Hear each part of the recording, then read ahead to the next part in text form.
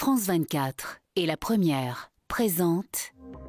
Bonjour à tous, bienvenue dans l'Hebdo Outre-mer, votre rendez-vous de l'actualité de ces territoires français. À la une cette semaine, la gestion de la crise sanitaire en question et notamment la durée de validité des tests Covid lors des voyages vers l'Outre-mer. On en parle dans quelques instants, à tout de suite.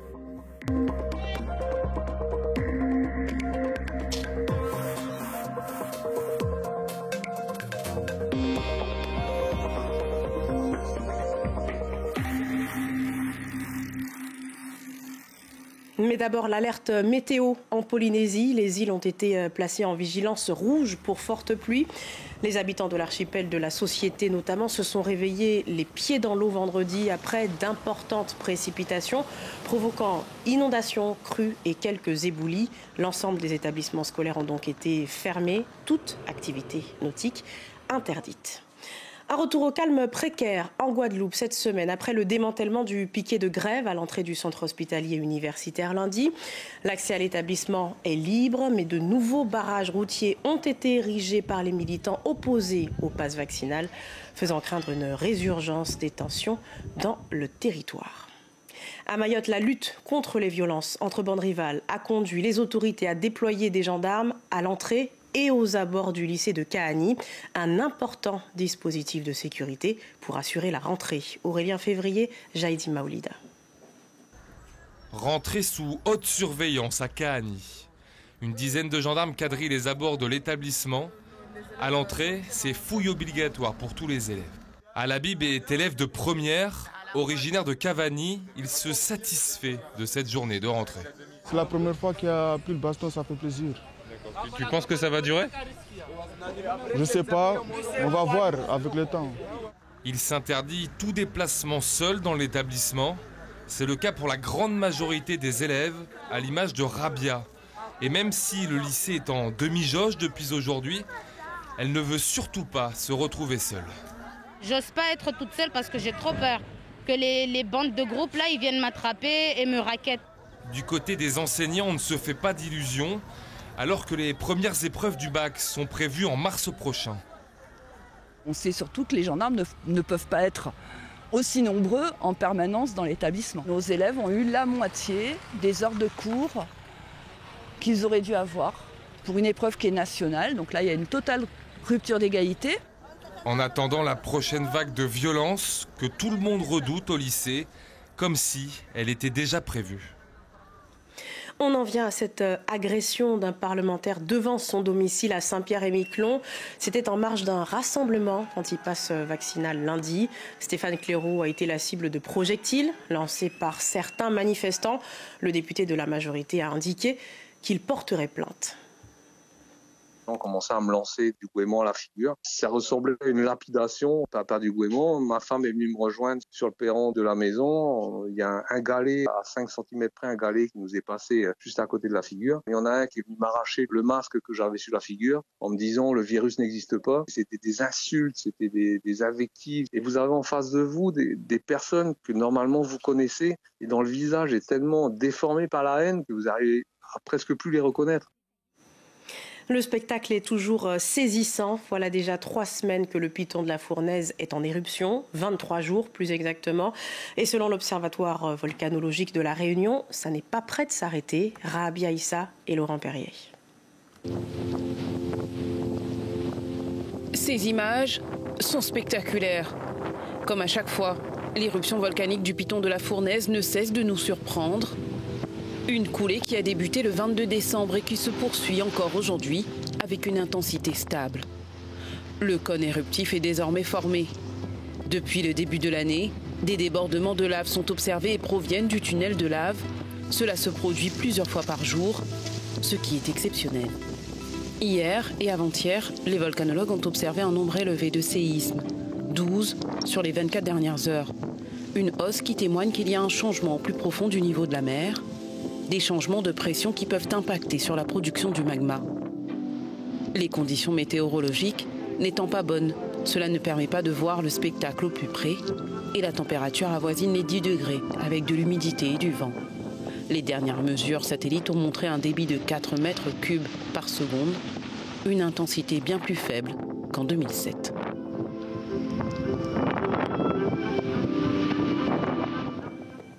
La question inquiète les voyageurs embarquant pour les Outre-mer et c'est la pagaille dans les files d'attente des aéroports. Quelle est la durée de validité des tests Covid exigés? Est-elle mesurée sur l'heure de départ depuis l'Hexagone ou selon l'horaire d'arrivée à destination? C'est le dossier de cet hebdo. Il est signé Jean-Michel Mazerolles et Nordine Bensmail. Grand flou à l'aéroport d'Orly pour de nombreux passagers en partance pour les régions d'outre-mer. Beaucoup sont bloqués dans les allées de l'aérogare, faute de tests négatifs de dépistage du Covid de moins de 24 heures, comme l'exige le décret des autorités françaises, applicable depuis le 28 décembre dernier. On a déjà fait un test 48 heures, on nous a dit que ce n'est pas possible de voyager avec, on est obligé de retourner à la pharmacie, de faire un test là maintenant pour pouvoir partir demain après-midi. On doit refaire un test à la pharmacie, on doit refaire la queue et ça nous retarde. Quand j'arrive pour me faire enregistrer, elle me dit non, il faut un test antigénique. Ce qui fait que j'ai fait une queue pas possible là-bas à attendre, plus de 2 heures, ce qui fait que j'ai loupé mon vol. Alors je suis obligé de faire la queue pour changer mon billet pour pouvoir partir parce que moi je pars en enterrement de mon père, c'est tout. Je ne pars pas pour le plaisir. C'est trop compliqué, les délais, c'était mieux 72 heures. C'est trop compliqué. Il faut courir à gauche à droite pour aller en pharmacie, c'est plus possible. Pour prendre l'avion depuis l'Hexagone, il faut donc désormais être muni de son passe sanitaire et d'un test de dépistage négatif PCR ou antigénique de moins de 24 heures, réalisable dans toutes les pharmacies et laboratoires d'analyse médicale, en prenant en compte l'heure d'embarquement comme heure butoir du délai de 24 heures. Afin de dépanner au mieux les passagers en manque de tests ou bloqués par l'expiration du délai de 24 heures, les 2 laboratoires installés à Orly ont mis en place des comptoirs spécifiques de prise de rendez-vous en urgence dans les files d'enregistrement des compagnies aériennes desservant les Outre-mer. Pour les patients qui sont qui ont raté leur vol ou qui ont eu un retard au niveau de leur vol ou un test qui n'est plus valide, ils se présentent au niveau de ce desk pour essayer d'avoir un rendez-vous rapide pour que soit ils aient une visibilité sur la possibilité de se faire tester dans 2-3 heures et pouvoir prendre leur vol, soit au contraire se rabattre sur une autre solution parce qu'ils ne pourront pas avoir un rendez-vous rapidement pour partir.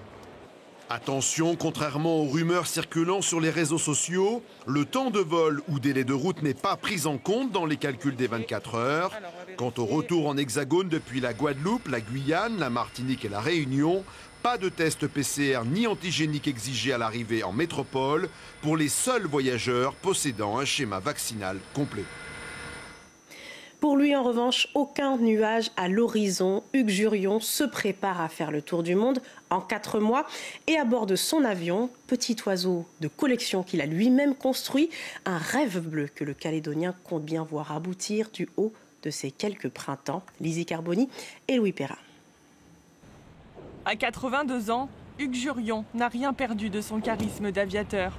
Depuis plusieurs semaines, il ne quitte plus son petit cheval, son biplace de 180 chevaux, construit avec passion il y a quelques années. J'ai plusieurs instruments de navigation, plusieurs instruments de radio. J'ai 3 GPS qui me permettent d'avoir une position très, très précise.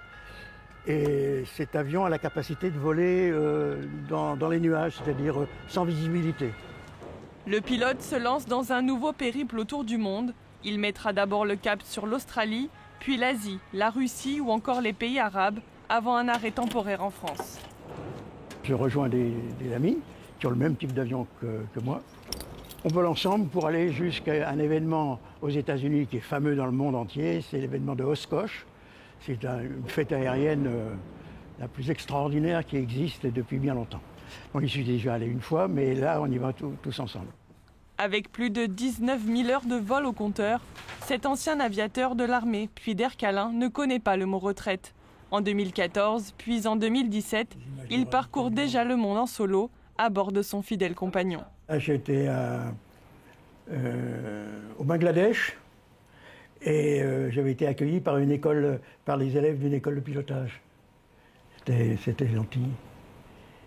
Quand j'ai construit cet avion, c'est ce que j'avais en tête. Je me suis dit, je veux un avion qui me permette de refaire tout ce que j'ai fait en professionnel, mais là à titre privé, perso. Et je l'ai réalisé et ça me comble, quoi. Après une vie entière à voler, Hugues Jurion décollera de Nouméa à la mi-mai. Une nouvelle aventure qui lui permettra d'inscrire près de 50 000 km à son carnet de bord.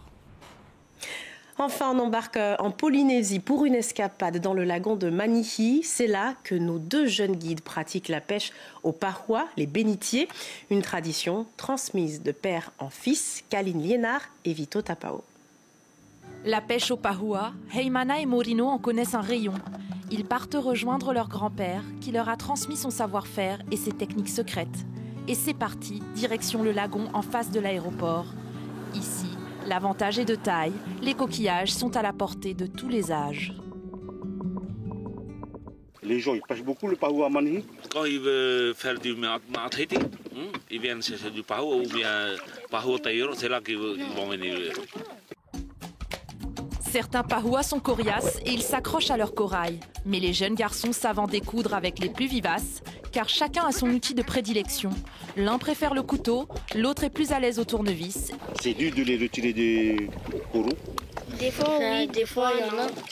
Vous aimez la pêche de pahua? Oui. Oui. Pourquoi? Parce que c'est amusant.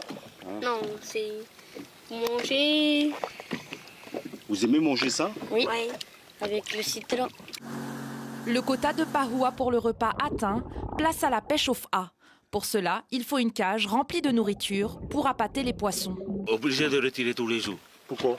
Parce qu'il y a des poissons qui, après des mains dedans, ils vont pas se... Ils vont mourir. Ouais, ils vont mourir là. Les prises du jour sont excellentes. La pêche pour nourrir sa famille, c'est un savoir-faire qui se transmet de génération en génération chez les Mohawks. Et c'est la fin de cette édition. Merci de nous avoir suivis. Pour la revoir et suivre toute l'actualité des Outre-mer, rendez-vous sur france24.com et lapremière.fr. Retrouvons-nous le week-end prochain. L'information continue sur France 24.